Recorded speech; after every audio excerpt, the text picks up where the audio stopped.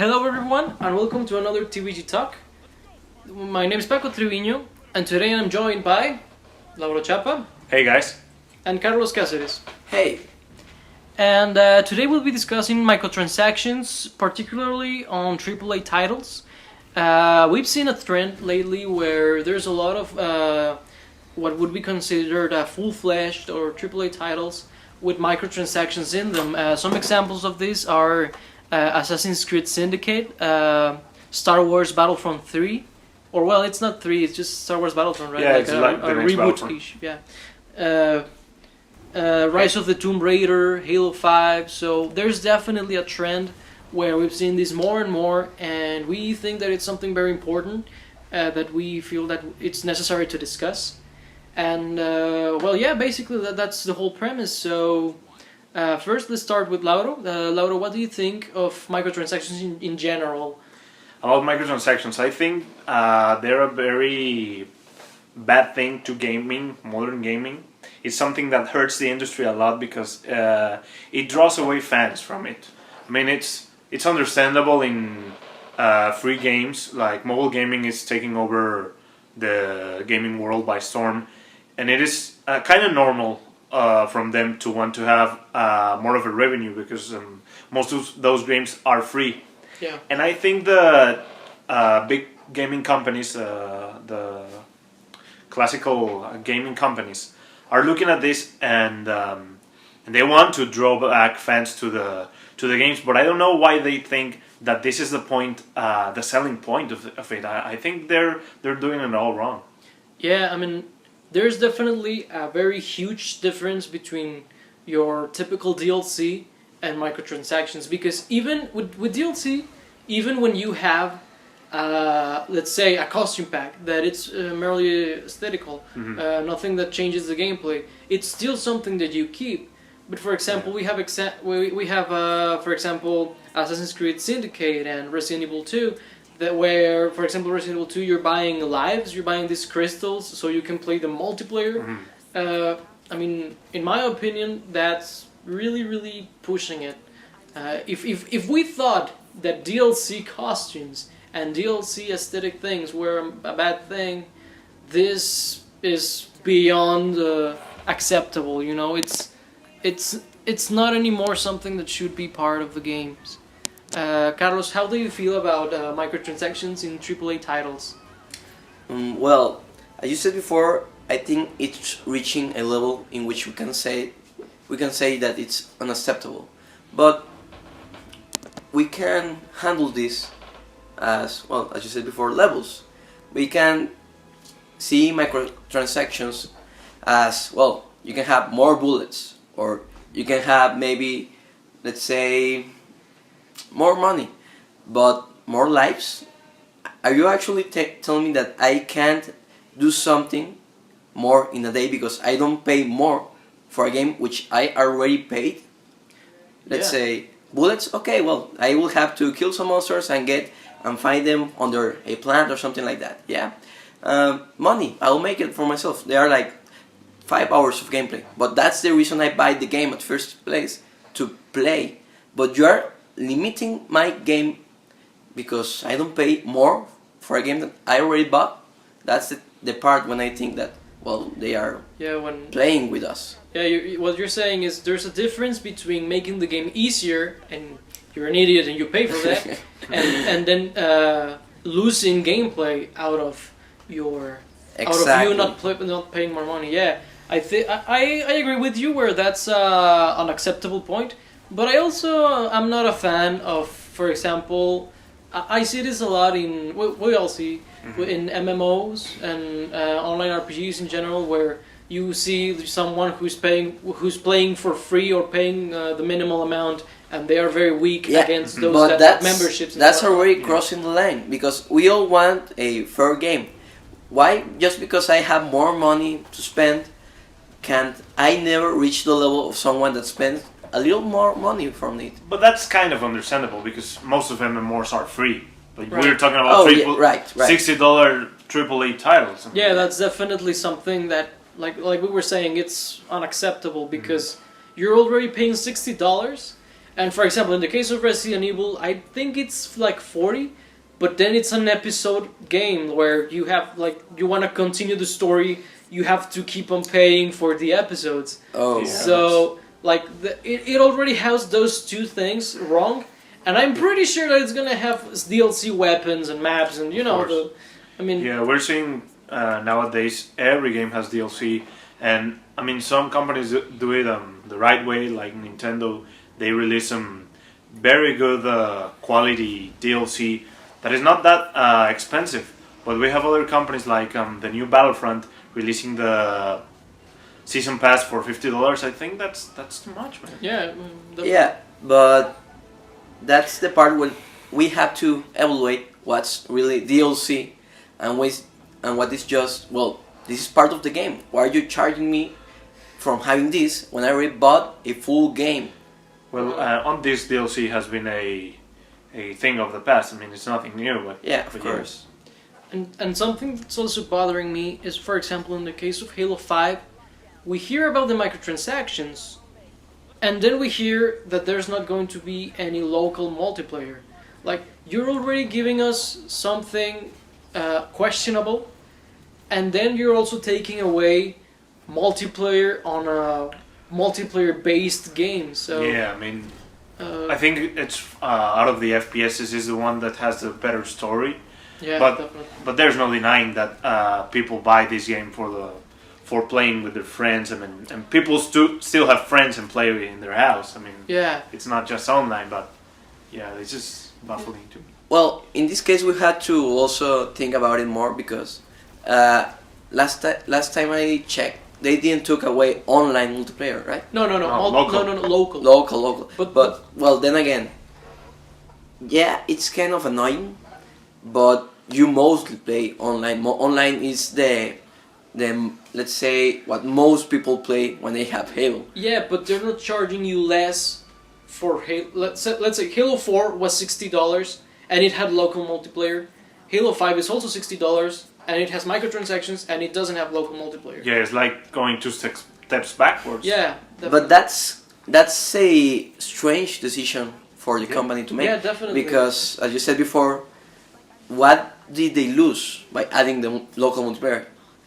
I mean, actually, there's a reason for that. Yeah, really? But it's a stupid reason. Okay, let's hear They it. planned the game around the story, and you know they were saying like, yeah, we're gonna give it these specs.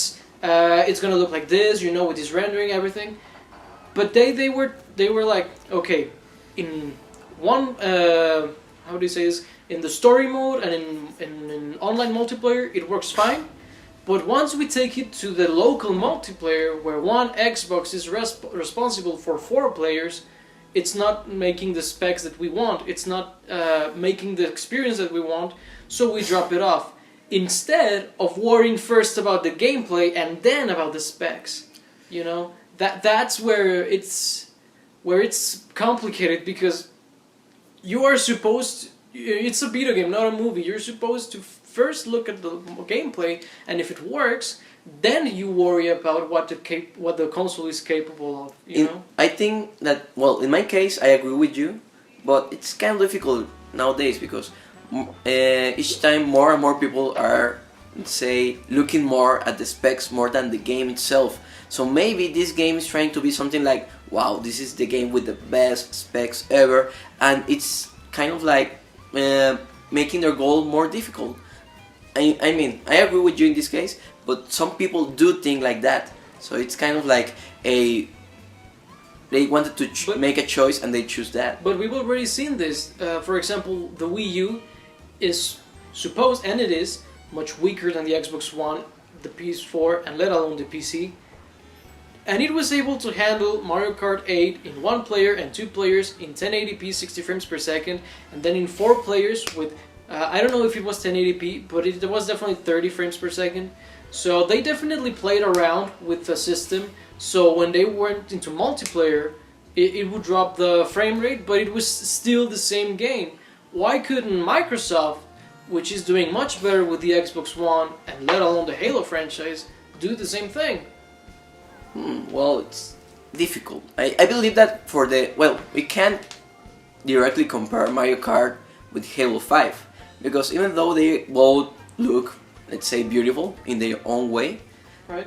they are not the same. We can watch Mario Kart, is very detailed, it has many things, but all those things, most of them don't take a part during the race. There are a lot of decorative items that won't do anything. But in Halo, there are a lot of things that, well, actually do something. Let's say we see spaceships, we see all the weapons all over the place, grenades, hiding bombs, and more things, which actually do something.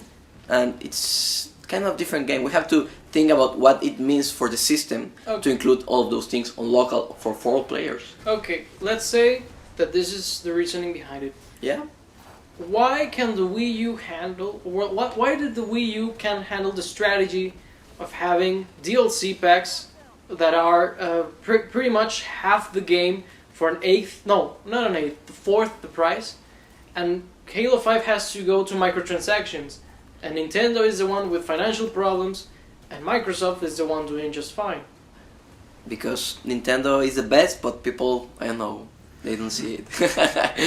I mean, I think it's going back to your argument about specs, but yeah, it's. And then we see Rise of the Tomb Raider, who made a lot of noise, and it attracted a lot of people with the Tomb Raider remake last gen, and now we see it coming back with microtransactions. Lord, how do you feel about that? What do you think is the reasoning behind it? The reasoning behind it, I mean, I think they know that there are people out there who spend their money on microtransactions, and I actually don't know what kind of microtransactions does a game have. But if they don't limit your gameplay, if they like make your gameplay easier, well, I think that the reasoning behind it is that they know that there are people who will spend the money. Right. But yeah, that's right. It's some slap in the face to do that to your fans. Yeah, because let's say that you're a dedicated fan and that you love the multiplayer, but you don't want to pay more for the same thing. You would rather play it, and people are beating you because they paid, and I think it's really unfair. Yeah, that's unacceptable. From there on. It takes away the feeling of actually doing something that maybe others can't. Right. And doing first, maybe. Know that, oh, well, he paid for bullets and I had to go 8 hours for bullet hunting, and, well, I lost. Right? Yeah, and then you have Assassin's Creed Syndicate that lets you pay for assassins, which you are, to beat up gangs that you're supposed to do because you are the assassin in Assassin's Creed. I mean, in my opinion, those kind of micro and transactions in general are so strange, and to me it's a bad sign of where the industry is going towards, especially because these are games that are doing well in general, like these franchises. So I don't know. Anyway, let's wrap it up. Lauro, final thoughts on the microtransactions in AAA titles? Microtransactions are the devil, and they need to stop. I hope the industry is not going in this direction. I hope that they fail all the games that are doing this. And yeah, don't kill gaming. Yeah, Carlos? Well, I wouldn't say that they are the devil. They are definitely not good, and they don't bring anything good. They're basically charging for, if you can't pass the game, there's easy mode for that, okay? You are not charging more for only playing a game on hard mode, okay? You put another modes for that, and you put another options. You don't charge more for it. Now, they can be ignored if it's, let's say, acceptable microtransactions, which basically don't exist. I don't know. But well, as Laura said before, please don't kill gaming. And people, if you know that they're doing something unacceptable, don't buy. It's our own fault in some way that they're doing this. Yeah, my final thoughts are, if you're gonna buy Rise of the Tomb Raider, Halo 5, I'm pretty sure that they're gonna be great games for the most part. I don't know about Assassin's Creed Syndicate. I'm very doubtful about Assassin's Creed for a while.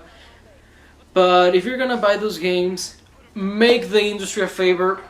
Don't buy those microtransactions. Don't pay for those things. Seriously, you guys. You're good and- gamers. Yeah, and let's hope that the industry is not leading to that. Well, guys, that was all for this TVG Talk. As always, thanks a lot for listening to us, and why don't you let us know your thoughts in the comment section? We would really like to hear them. This is a very important subject. And until next time, guys, bye-bye.